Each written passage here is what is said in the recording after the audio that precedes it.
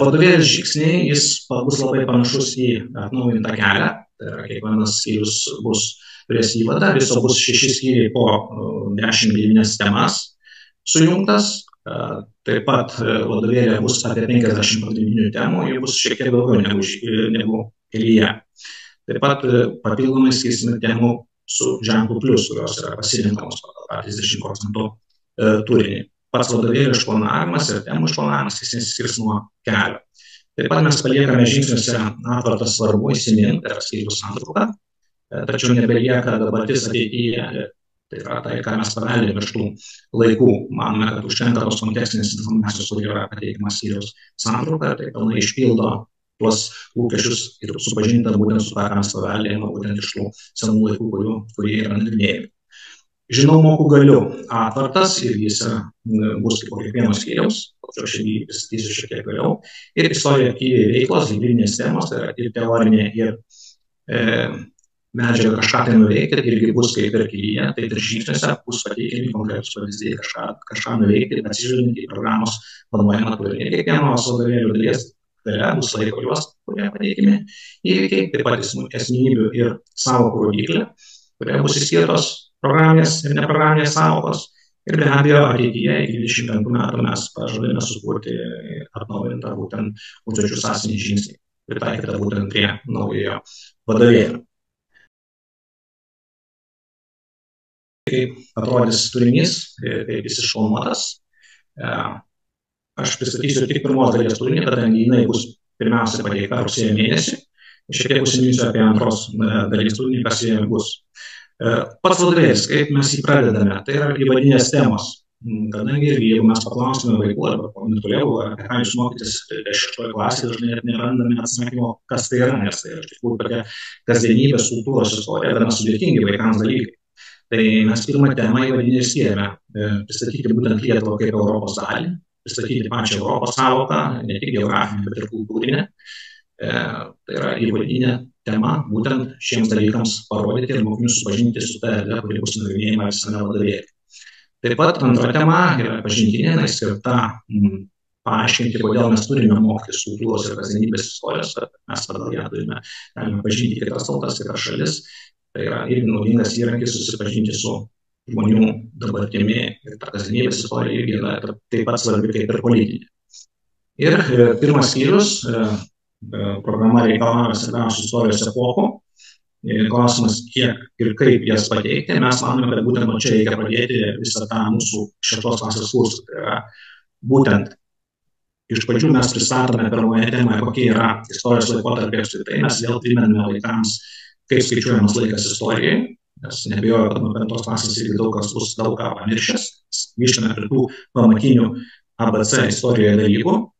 Tuomet einame jau į gilį, mes pristatome temoje Europos priešistorę, tai yra, kas tai yra laikotarpis, kas buvo tuo metu dėjosi Europoje.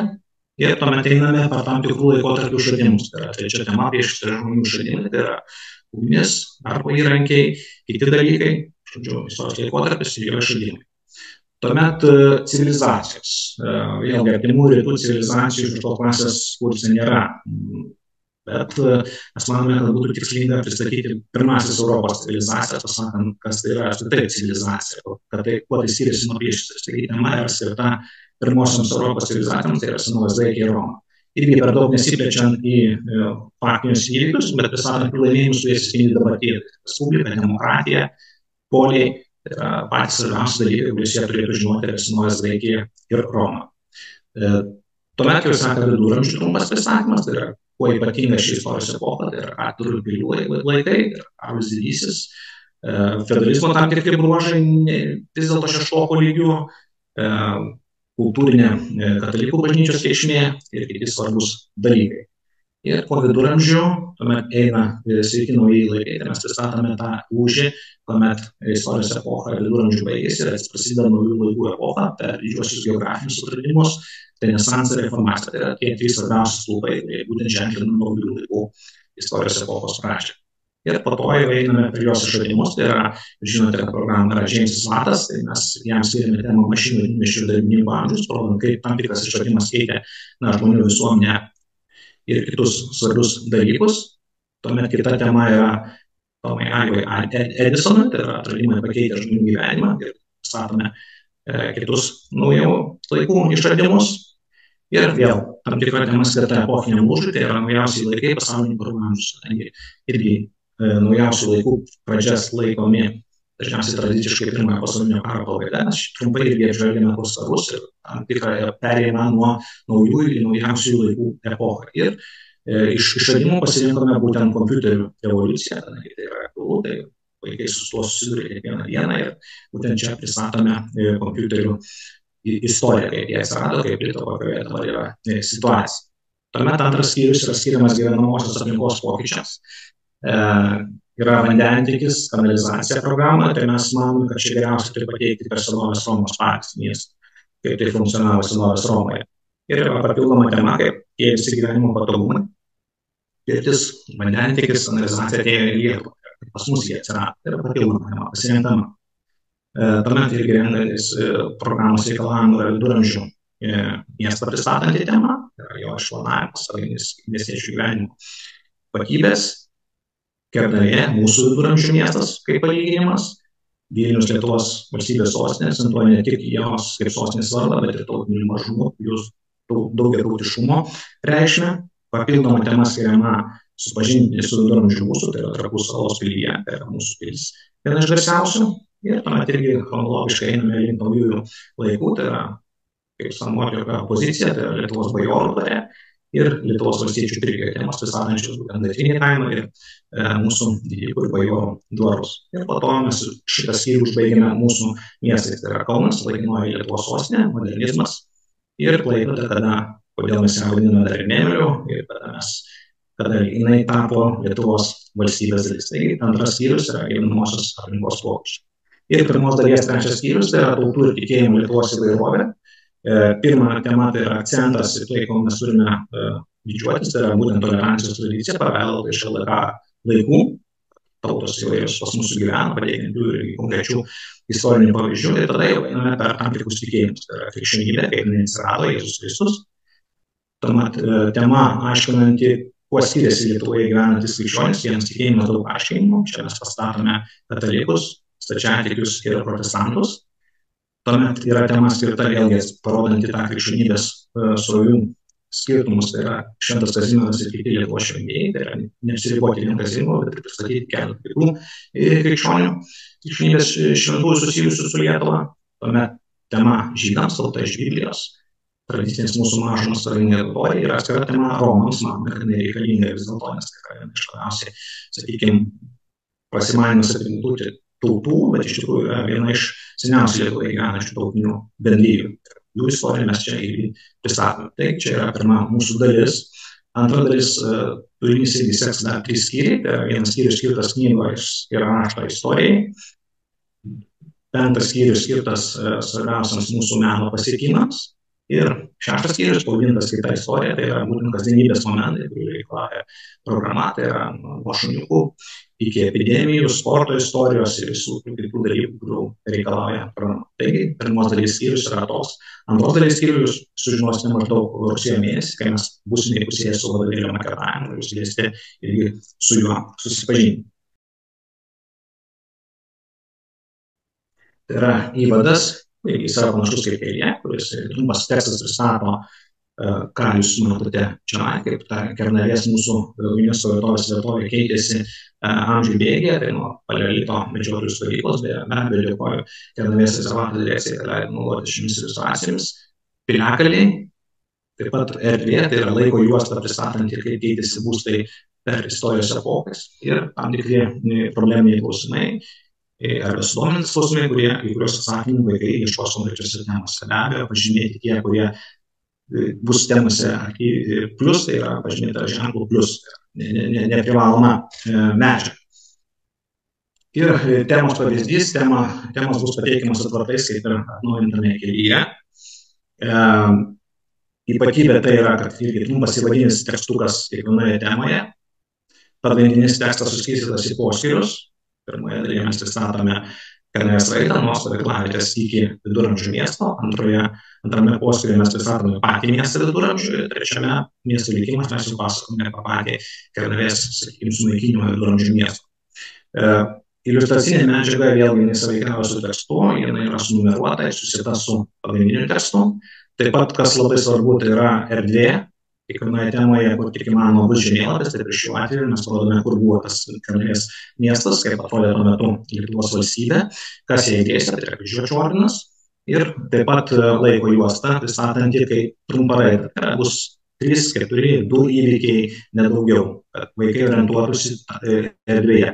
Naujovė tai yra, kad mes irgi pristatome ir epochas, ne vien datas, bet ir epochas, kada tai vyko. Mes turime Kernavės įsikūrimą, tai mes parodome, kad tai buvo priešistorė. Mes turime viduramžių miestą, tai mes parodome, kad tai yra viduramžiai. Ir be abejo tekstą papildo rašytiniai šaltiniai, šiuo atveju yra istoriko pasakojimas apie gyvenimą viduramžių Kernavėje. Sąvokos visos esančios temoje aiškinamos pačiame temos atvarke, tai yra piliakalnis, sostinė, tai yra programinės sąvokos, kurios yra iš karto paaiškintos. Metodinis aparatas, kaip aš minėjau anksčiau, 5-6 klasė 5 klausimai, jis yra diferencijuotas, mes iš karto paraginame mokinius kurti istorinį naratyvą, bet pradėti ne raštu, o žodžiu, tai yra papasakoti būtent apie gyvenimą viduramžio Kernavėje, remiantis temos medžiagą. Antras klausimas yra sudėtingesnio lygio, mes reikalavome lyginti Kernavę ir viduramžių Europos miestą, prieš tai tema. Trečias yra kūrybinis problemų sprendimo klausimas, kuriame prašome pateikti pasiūlymų viduramžių Kernavės miesto gyventojams. Ketvirtas klausimas jau yra darbo duomenys, tai yra prašymas sukurti kvietimą, aplankyti Kernavės archeologinę vietovę. Ir penktas klausimas yra darbo grupės, tai yra diskusinis klausimas, ką galima vadinti Lietuvos valstybės sostinė pirmąja. Bus Kernavė ar Vilnių. Taigi, temų struktūra yra labai panaši, ką jūs matėte naujame kelyje. Keliaujame toliau, po kiekvienos skyriaus gale bus atvartas įsimins, svarbu, kuriame pristatyti išvadiniai teiginiai, nes irgi žiūrint 6 klasės programą dažnai kyla klausimas, ko reikia mokytis, ką reikia išmokti. Tai mes būtent per tai galime paaiškinti pačius svarbiausius dalykus, kuriuos mokiniai turėtų įsisavinti iš kiekvienos temos. Kaip matote, irgi nebėra praeitis dabartyje atvarto, nes visa ta kontekstinė informacija yra pateikiama būtent išvadiniuose sakiniuose ir manome, kad tai netikslinga dabar daryti atskirą tam tikrą elementą, būtent aiškinant tuos svarbiausius dalykus, kurie mus pasiekė dabar. Visa tai yra paaiškinta jau pačiuose tekstuose. Istorija archyviai. Atvartas jų bus po kelis kiekviename skyriuje.